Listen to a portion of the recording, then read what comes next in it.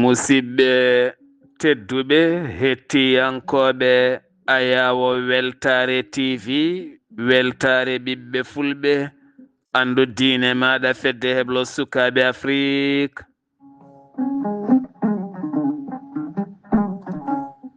So daniri filtima ɓaleri buuɗalirmede fere feeñayi windere feeñjayi ɓattake bindaɗo Mobare capantati e gomboyi hitande ujunere nogase jeegom ɓatake men fati koye carika rendo. Hande noon ɓatake men fayi koye guerre gonɗo toon to Iran, Israël, États-Unis de Amérique. Nde tawno fulɓe mbi humpitade ɓuuri humpede, ma en jaadu hen e koɗo men, ma en gandumo sohaji Allah rahman. Alhamdulillah, alhamdulillahi rabbil alamina. En jetti joomi men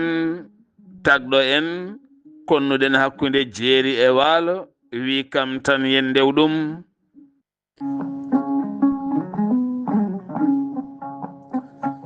En juule annabi men tedduɗo cuɓaɗo korsuɗo e ɓerɗe men mo jamirɗen yen juule kala saha.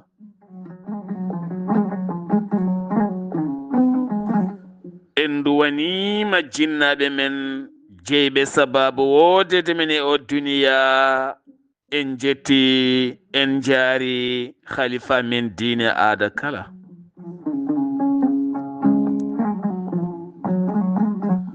Musidɓe tedduɓe tawiteɓe jokli windere Sénégal, Mauritanie, Mali, Gambie, Guinée diaspora o kala. moni popɗo woni min calminima, min juurimama, min mbi kisal ɓural ndenka e yajede iwde to jomiraɗo yo wanjoy men ya rabbi ya rahman. ɗo yeeso haalirde he ko musidɗo mon guiɗo mon sehil mon Sar Abdoullahi Sarr, gorko mon ndulmaji Dembe, Funeɓe, Wudduru, Tiggere mo Afrique kala. To karallagal to ko Seydou Abouba mo Lukseyba gorgol, kono kadi segene belɗo ko Baba Sada Ba, gorko mo Kanel, Sada Hamadi Fra. Koɗo min hande ko jaydiyanke ngana keptinaɗo mo dande mum naate ɓerɗe kewɗe, keptinaɗo e jayde Weltare TV, kono kadi keptinaɗo hande e nder médiaji leydi ndi Sénégal. On woni gorko Mouhammadi Hunare Amadou Moussa an. Hande noon eɗen jiiɗi nayade to Golfe, Moyen-Orient, Israël, Iran, États-Unis de Amérique. Hakkillaji kala ene keedi toon eɗi misilaji jamma e ñalawma, natoji e duule ceeka weeyo, pettinoya pittali, bonna ngaluuji, bonna kuɓeje, dirgita hande haalaji keewi hen. Ɗum jeeyi sababu noon hande oɗo hen talata 31 lewru mars 2026 yewtere men buuɗalirmede carika rendo talata suɓima nayade e on fannu ha ganden ko addi o guerre, holko addi ɗi misilaji pettoji pettina pittali, pettoji pettina ngaluuji, pettoji addi fayre hande leyɗele golfo kala, leyɗele arabeɓe, addi fayre mawde, kulhuli jogaɗi hande gurdam ma ɓeydu musde, saabu so tawi awi pétrole ko kañum jogii hannde yangaraji ɗi kala ɗon wonno wendu mum ɗon so memama o hono jogori watude kono holko addata oɗo guerre holko addi o guerre ɗum woni hannde jeeyi sababu ɗo jiɗen tongude yewtere men eɗen jaada e musidɗo men Amadou Moussa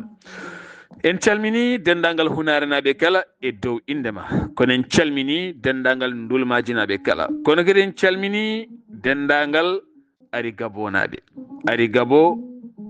to ɓundu ɗon calmiɗen mamiraɗo jontaɗo mamiraɗo moƴƴo bawɗo yidde laaɓɗo reedu korsuɗo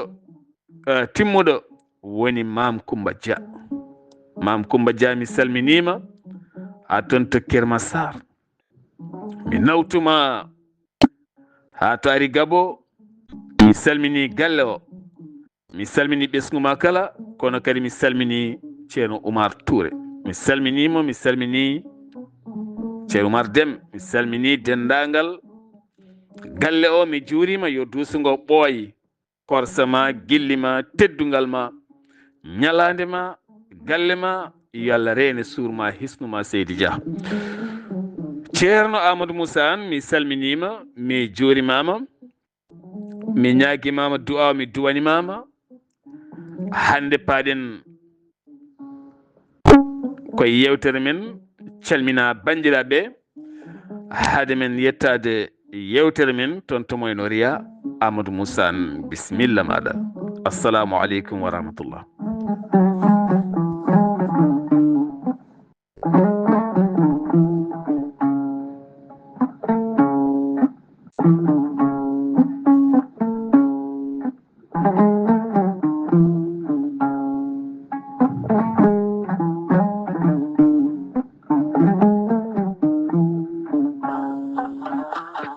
Waaleykum salam wa rahmatullahi taala wa barakatuhu ceerno Abdoullahi Sarr mi salminimo mi salmini dendagal hettotoɓe buuɗal yurmede e nder weltare ɓiɓɓe fulɓe e weltare TV e dendagal dente meɗen WhatsApp kala e mbadi kuɓal caggal en jalte lewru hormanteru ndu woni chahru ramadanil karim lewru korka ndu en kadi eɗen jalti kadi julde korka nde eɗen duwodira e bandiraɓe eɗen mbaɗaɓe julmo wuuri en duwima hikka yo Allah hokken duwodirde ni mo wuuri tawi eɗen ɓeydi en ustaki eɗen mbiye kadi bandiraɓe ɓe yo Allah nawru ɗemgal pular ngal yeeso nawa kadi dendagal ɓamtowo ɗemgal ngal yeeso ha e daraniɓe ɗemɗe mumen gendiji kala e mbadi kuɓal ɗum noon ko weltanade mo no feewi e bismago ma go bismiɗa en e ndeɗo yewtere fattam lamire wiyetede buuɗal yurmede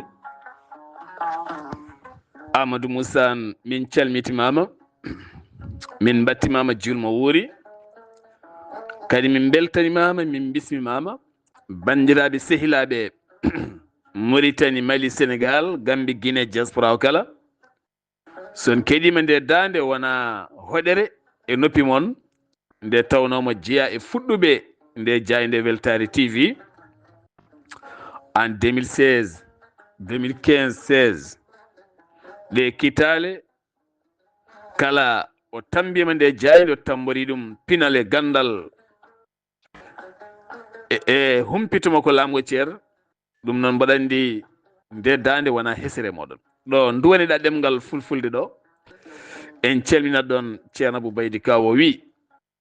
so Allah famɗinani ɗemgal rokkima ɗemgal aɗa haala ngal ɗemgal ngal muynuɗa e nder gendima ngal ɗemgal saɗa duworo ngal Allah ne jabonoma sabu ko teddinde Allah woni ɗon Allah teddinɗo neɗɗo honni ɗum hakkude jeeri e waalo famɗinani ngal ɗemgal ngam teddungal rokkuma ngal ɗemgal ngal tawɗa nene e baba ne kaala walluma nanɗa ngal ɗemgal ngala janngani aɗa haala ngal no jiɗɗa haalirde ngal ngal de ngal famɗani to Allah sa duurima ngal to Allah Allah jaboto est ce que a jarama Seydi Sarr ko message min e ma ceerno Ousmane Diop gondunode kalta ɗum nde ceerno amadou moussa paɗen koye guerre haare hakkude israila e iran ha ganduɗa amérique naati hen wiyeteɓe hande ɓuuri hewde doole aduna o to banggue bertide leyɗele men ceerno amadou moussa ko addi ndeɗo henna haare. a jarama ndeɗo haare hakkunde leydi Israël nangodiri e leydi Amérique dutti ina kaɓa e leydi Iran. Holko addi oɗo fitina, holko addi ndeɗo haare, e holko addi ɗeɗo caɗele hakkunde leyɗele tati. Ko addi ɗum ko sa welama aɗa wawi nayorade banggue goto cifoɗa ɗum e sifa goto, e sa welama kadi aɗa wawi nayorade e fannuji kewɗi cifoɗa ɗum e sifaji kewɗi. Kono ko woni gonko tan addi ndeɗo haare hakkunde ɗe leyɗele limtuɗen ina wayno ko leydi Israël ina jogui kulhuli fewde e leydi witende Iran wonde ina fewna kaɓirɗe biteɗe uranium walla ko wiyete bombe atomique walla bombe nucléaire. Ɗeɗo kaɓirɗe foof Israël tuumi ɗum leydi Iran ina fewna ɗum tawi fewnata ɗum koye mbadi suuɗo suuɗoru. Donc noon Israël wi ene andi so tawi leydi Iran heeɓi ɗeɗo kaɓirɗe janggo e jaam fewni ha feewi, so tawi ina waɗoya test beele bomboje muɗum feewi waɗere test koye leydi Israël. ɗum woni ko Israël yooɓi nangi ɗum ha moƴƴi nawi ɗum to fedde tambide kala ko fate banggue pewnugol ɗe kaɓirɗe biyeteɗe bombe nucléaire mo civil o e mo militaire o.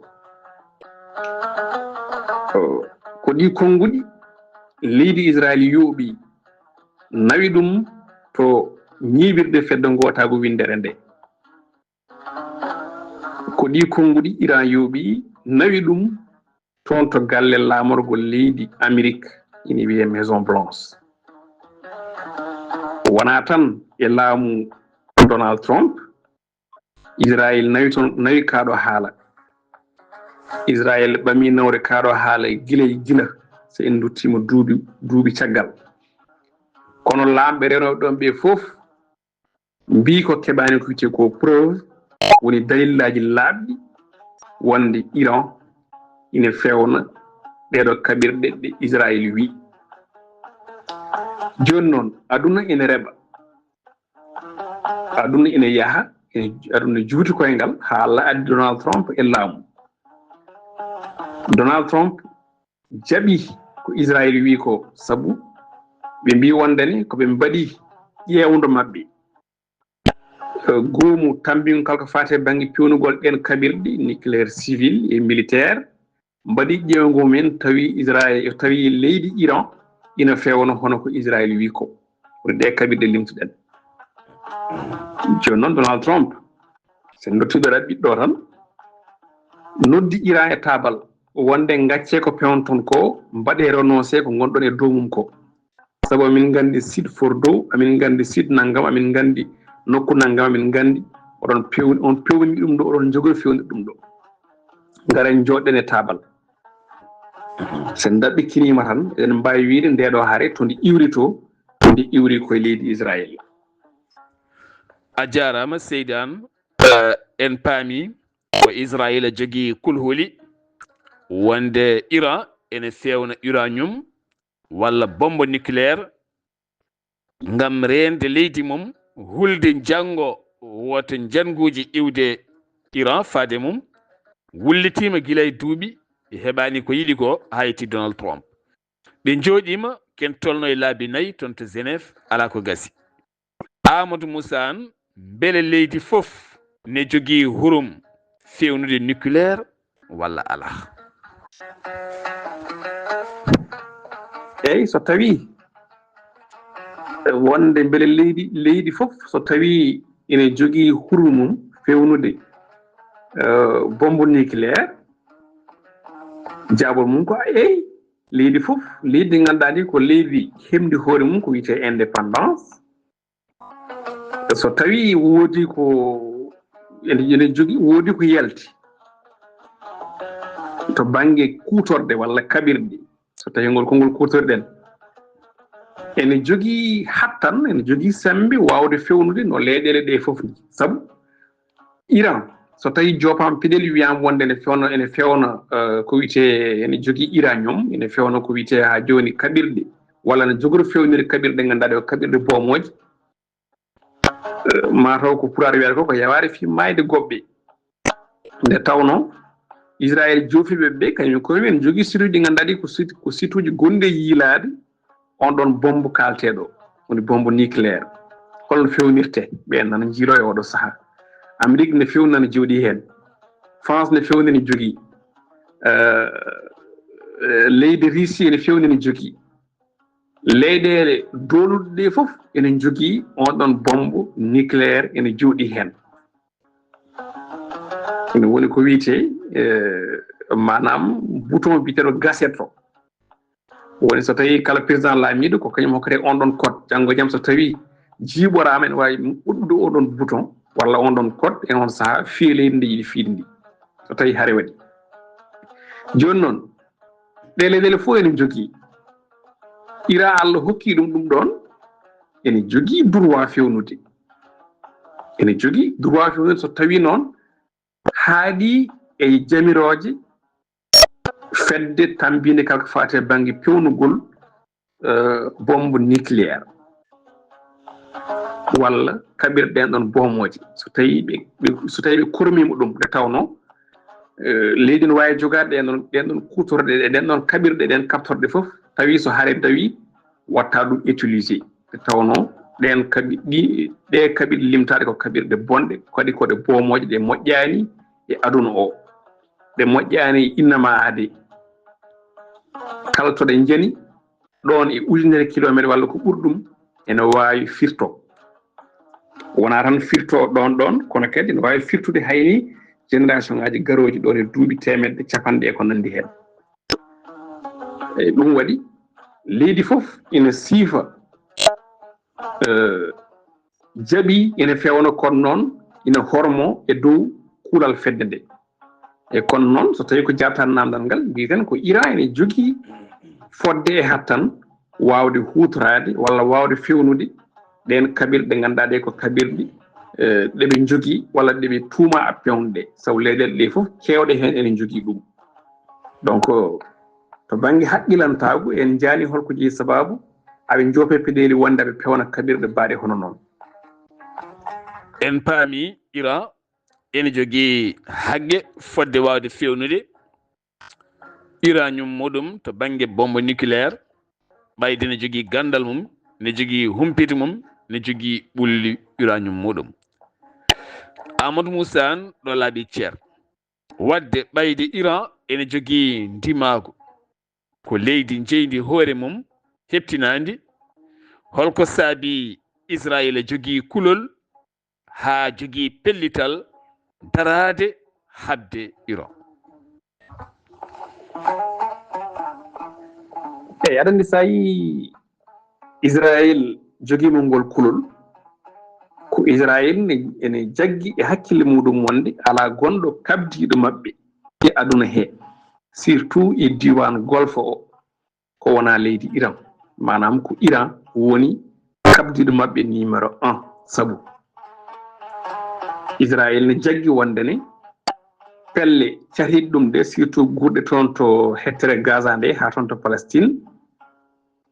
ɗen pelle fof kaɓirɗe ɗe joguiɗe hokkata ɗum ko leydi Iran yo hab e leydi Israël walla yo habtu leydi Israël fedde kadi nde ganduɗa nan to e leydi Liban wiyetede Hezbollah ndenne kadi ala dokkowo ɗum kaɓirɗe yo habto leydi Israël so wona leydi Iran ɗum ko miijo Israël gonɗen ɗo yeftude ɗum jeeyi sababu noon Israël wi ene jogii kulhuli wonde so tawi ko tuumate ko walla ko miijete ko walla ko juumbite ko so tawi woodi pewnugol on ɗon bombe walla ɗen kaɓirɗe bonde so tawi woodi Iran fewni ɗum ha haljiti ene wawi finde subaka goto momtaɓe e carte windere nde ɗum woni miijo leydi Israël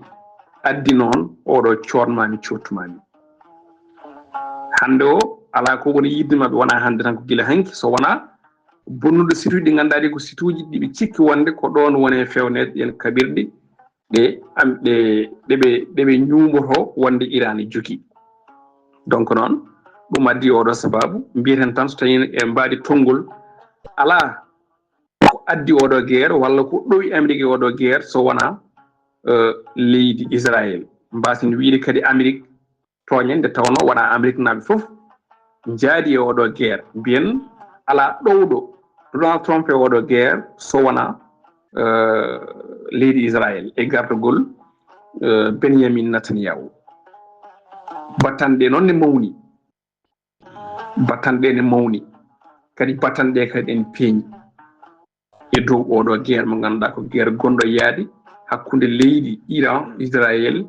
e leydi wiitendi Amérique o guerre gonɗo yaade hakkude leydi Israël kame Iran ɗo ganduɗa hande golfe kala koko nangi koye mumen musalla nde to en gandi faggudu hewndu woni koyɗe leyɗele arabeɓe ko tenti ko wiyete ndelam kuɓam ko wayno gaz pétrole walla ni mbiyen ɓurade hutorede ɗin fannuji Amadou Moussa ɗi kulhuli ɗi Israël jogui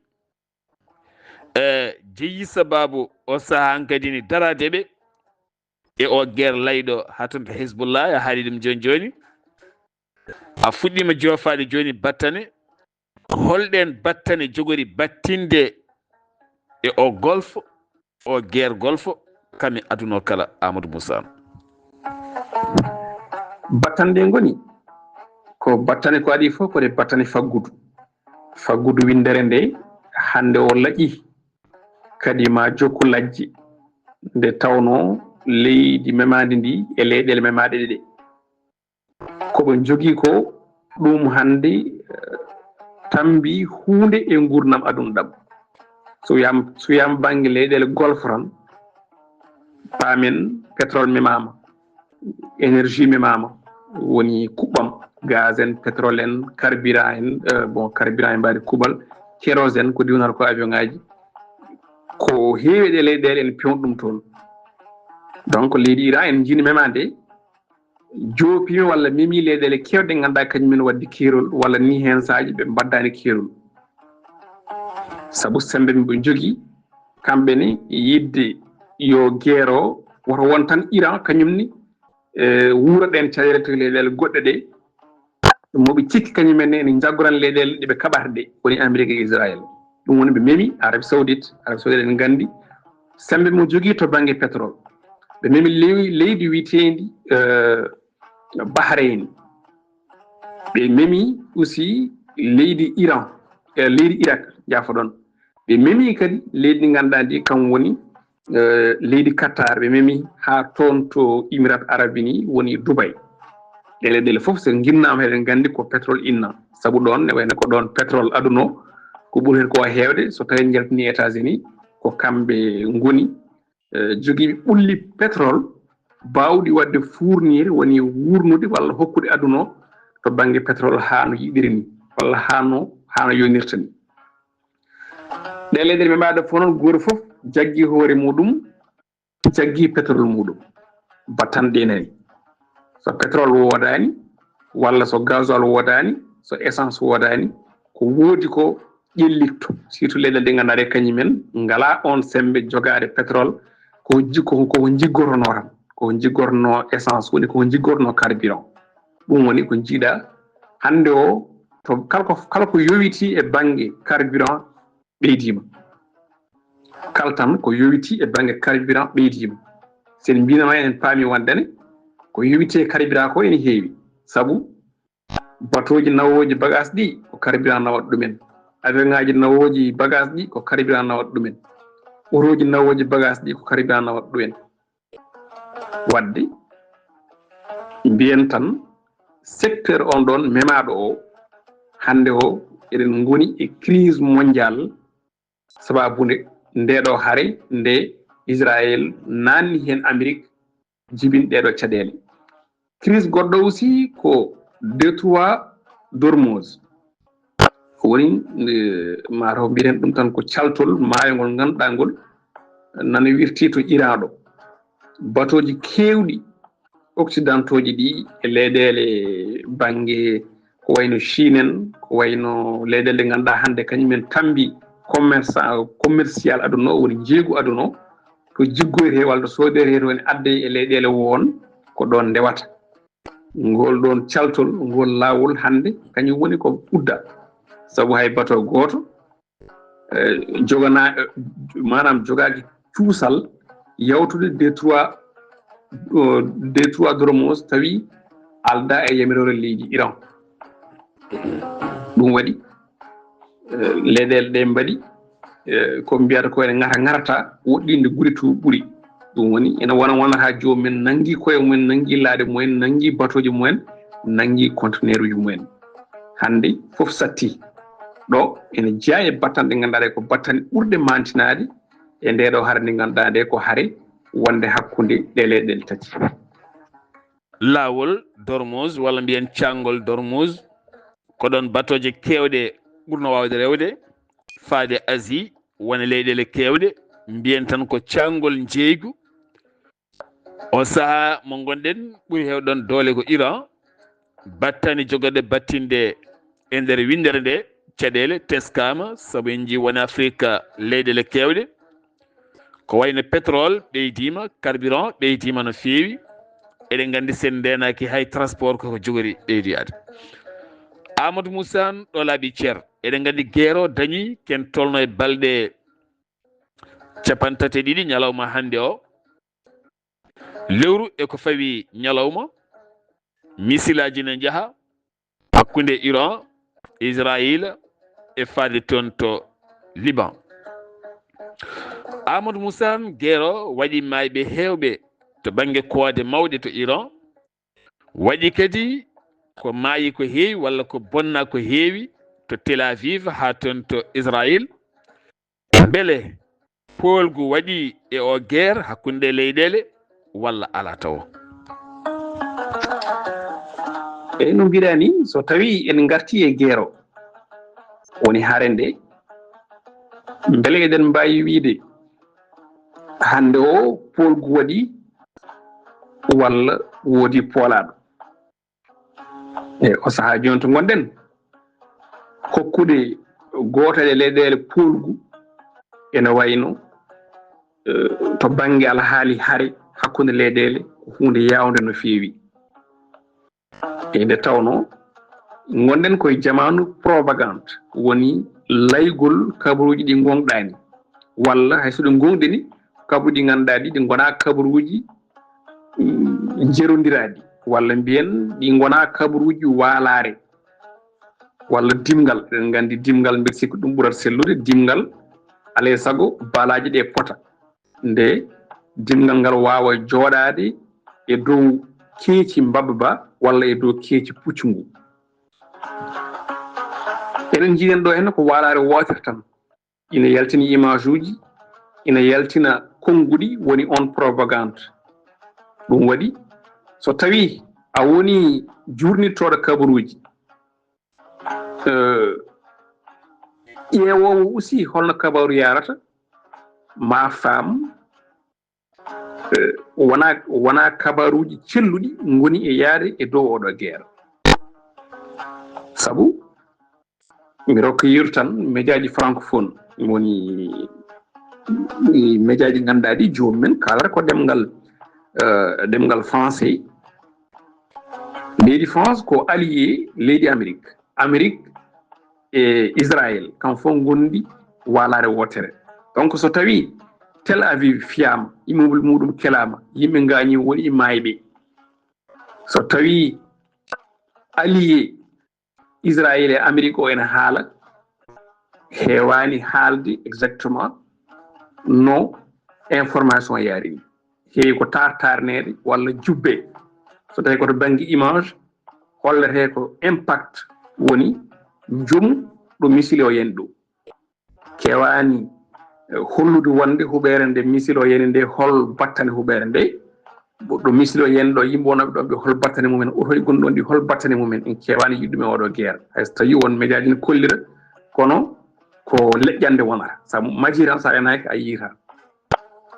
mais ɗin médiaji francophone ɗi kalten ɗo walla médiaji anglophone tawi ko nangoranɓe walla mbiyen allié ji amérique sene kala aussi sene kollira guerre o ene keewi hollirde battane mo piggal ngal amérique e leydi israël woni bomboje weddoto toon to Iran ɗe ɓe jaaha ɓe kollira ha impact o woni ɗo yani ɗo saraji muɗum ɓe boomi ɓe fof aɓe kollira to banggue sifa nata ɗe vidéo ji e to banggue konngol walla bindol donc eɗen paami won propagande mawɗo gonɗo yaade e nder oɗo guerre tawi hen banggue keddiɗo jomumen ene mbaɗa ene jobto walla ene mbaɗa défendre kono ko mbaɗata ko kewani kañumen hollirede waɗi ɗum ko propagande to ɓuuri yarude ko banggue goto eyyi kono eɗen mbawi wiide Iran dartima saabu so tawi ƴeewi haade guerre o fuɗɗade yimɓe foof ene cikkuno so tawi Amérique nangodiri Israël tan e nder balɗe daɓɓe ene mbawi heɓde kala ko jinno ko saabu fo woto jejjiten guerre mabɓe o ɓe jogui ko guerre ɓe mbi ɗum aɓe jogui ɗum fandare nde woni ko libde laamu wongo ɗon ngu woni les mollahs ɓe mbaɗa ɗon yimɓe moɓe kooli jehinni hanane wonde Donald Trump wi ene jogui déjà yimɓe tato ɓe hakkille muɗum jaggi ɓeɗo ne mbawi ɗowde Iran tawi koye dow jaam Iran welde e leydi Israël ayi ɗum wonno fandare Donald Trump kono sa ƴeewi haɗo kalten ɗo ko les mollahs woni toon saabu nde oto yene nde tan en jii ko ɓiɗɗo o lomtina direct gardien de la révolution kalteɗi ɗi ko ɓen jokki jogade armée o to banggue porte parole to banggue konu to banggue ko ɓen gon toon ha hande wadde firti ko objectif woni fandare guerre mo Amérique e Israël ummini o on heɓaki taw wadde en mbawi wiide poolgu walla en mbayri woodi poolɗo walla woodi poolaɗo heddi noon kaldigal nana ete waɗede ene gasa so tawi hunde tiiɗi ɓe jooɗoɓe kaltida hayso ɓe pamodirani e toɓɓe ɗe foof ɓe pamodira e won e toɓɓe guerre o etta caggal aduna o foof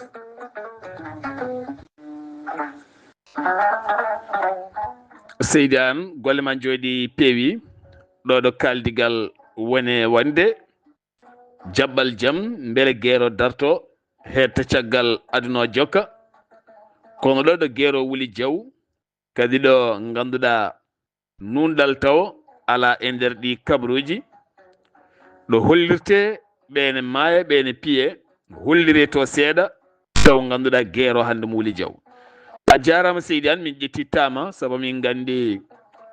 haajuji ɗi ne keewi ko yiiɗa haalede ko ne heewi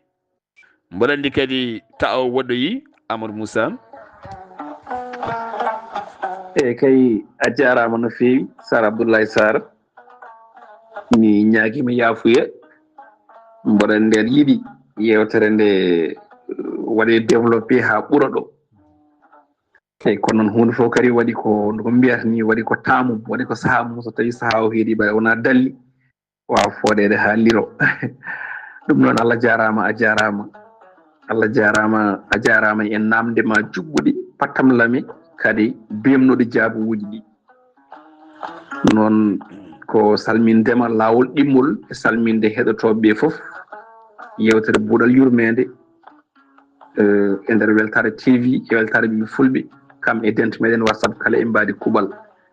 yettude Allah yettudema e darnema nderdade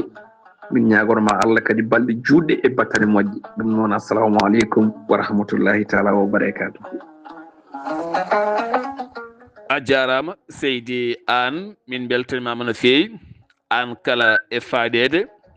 saabu altadema subaka law e yewtere men buuɗal yurmede ɗo bongal subaka ɓene gooɓa kafe mbaɗa andi heewɓe ngayni sitta sawwal sosoɓe noon ɓe kam piɓani horde ni nde tawno ɓe haaju maɓɓe ala hen taw ɓeɗo maaro surtinte ko ñalawma ko ene weeli ɓe taw a jarama seydi an Amadou Moussa mo ganduɗa dande mum wona koɗo e nde Jayde Weltare TV ene jeeya e darnuɓe nde Jayde ƴellitɓe nde Jayde rokkuɓe fartaŋe dokkuɗo fartaŋe nde Jayde ha ɓuuri yacce min beltanimama no feewi a jarama yo Allah yoɓe moƴƴere ko duwiɗa ko wi amina ya rabbi so Allah jaaɓi bandamen kala talata ma en ƴeew waylude jaɓɓal nayoɗen actualité ji aduna o Amadou Moussa so haaji Allah rahmanu min gandi kala ñande alet e Jayde Weltare TV aɗa jogui hen yewtere ane tokarama Amadou Dia Pullo gorko mo triyimme garton e caɗele kewɗe aduna ɗe kono sikki ala kala talata ma en ƴeew bismade maɗo henna beele mbaɗen ndero guere mawde ha yimɓe ɓuurade famde o guerre jaahowo o walla yogay gueruji walla caɗele kono kadi Jayde moon Weltare TV ne jogui jaɓɓal e nder yewtere men puuɗal yurmede so Allah jaaɓi ma en battuna yaade e kala saaha taw koye jewte cariɗe ko wayno Souleymani Baal en tarihaji mumen taw ko kumpitiɗo laaɓaɗo histoire no lellori ma bisme haalana min holi o gonnoɗo Souleymani Baal walla almameɓe Fouta walla jambareɓe ɓundu walla nde tawno andude hoore mum ene jeeya e rokkude hoore mum teddungal e gaga andude goɗɗo tan taw an a andani hoorema sa andi ko addi ɓundu ko addi fuladu ko addi ñooro ko addi masina ko addi gorgol ko addi guiɗimaka holko addi tooro ko addi laawu ko addi bafata ko addi ngaabu ko addi wulli weste ko addi ñamanari holko addi e holko addi ko addi dinguirayi ko addi hoɗɓe hemɓe ha histoire uji kewɗi daña hen ɗe gueɗe kala ma jeeyi sababu andinde men holi an mbawa teddinde hoorema ɗum jeeyi sababu noon yewtere men buuɗal yurmede so haaji Allah rahmanu ma en ƴeew juɓɓudi mum kala ñande altine e talata altine kala mbawen nayade e jamre men hanki ɓe taw ko anduɗa ko rokkuɓe gandal rokki pinal taw wona tarihaji ɗi ganduɗa ɗi ummina ɓerɗe ne waɗa fitinaji ala ko tarihaji gandinojima an neɗɗo o holko jeeyi sababu hande gurɗa e ndi leydi a soppodiɗaka fiidiraka aɗa jogui leydi waalo aɗa jogui jeeri aɗa hooɗi aɗa deeƴi aɗa andi won adinoɓe ɗon adinoɓeɓe garani tan dañi jammo dañƴa o wonko adorino ɗum holno ɓe mbaɗi haaɓe keeɓi ɗum te gueɗe kala no jeeyi ma sababu an wawde fasnade hoorema pasnoɗa leydi ma pasnoɗa gonangal maɗa eɗen profite tan occasion wiide yimɓe kadi eɓe ndento en jii o guerre Iran Israël kabruji fenade kewɗi ne keewi hen nde yimɓe kakiɗinto seeɗa nde tawno hande o en gaare aduna iyaji aduna fewnude kabaru sara ɗum e laylayti rendo potta hen tan gonɗina mbatta sarde sawdi jewni yimɓe heɓani cara woni kabruji taw ganduɗa neɗɗo e hoore mum soko miccima tan ma o taw o kabaru holto iwi hoto fayi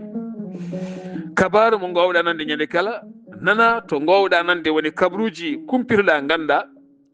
sa nanani ɗon a jooɗima a nanani ɗon a yii tan kabaru ne weɗo ne yaaha an hoorema haadema ɓenninde aɗa foti jooɗade ñalawma kuuɗo mbasa heppude ɓayde wona kabaru dokkowoma ñamde walla rokkuma yarde walla rokkuma haalis walla rokkuma gurna walla rokkuma cellal ko kabaru tan sa jooɗima tan so médiaji jeltinoyi info ji mumen tan ma waw humpitade tan mbasa ɓennide kecce mbasa jeeyede e ɓenndirade kecce alhamdulillah ko ɗum ɗo henno wonno hande yewtere men buuɗalirmede talata hande carika men fatuno koye o guerre gonɗo hakkude Israila e Iran taw kadi Amérique ene joole ngal dingiral haare ne walliti Israila aduna kala ene ndaara ɗo koyɗe jaam gone yehede beele jaam dañe guerre o hedde caggal aduna o jokka walla ala so jaam o dañaka guerre o jokka caɗele gona yeeso ko wawi wonde kala yo Allah ɓeydu jaam a jarama seydi am ɗo yeeso haalirde he ko musidɗo moon guiɗo moon sehil moon Sar Abdoullahi Sarr koɗo men hande ko musidɗo men Amadou Moussa Anne to karallagal ko Saydou Abouba segene belɗo o ko Sada Hamadi Ifra ketki malaki jaam yo jaam Allah ñalane musidɓe tedduɓe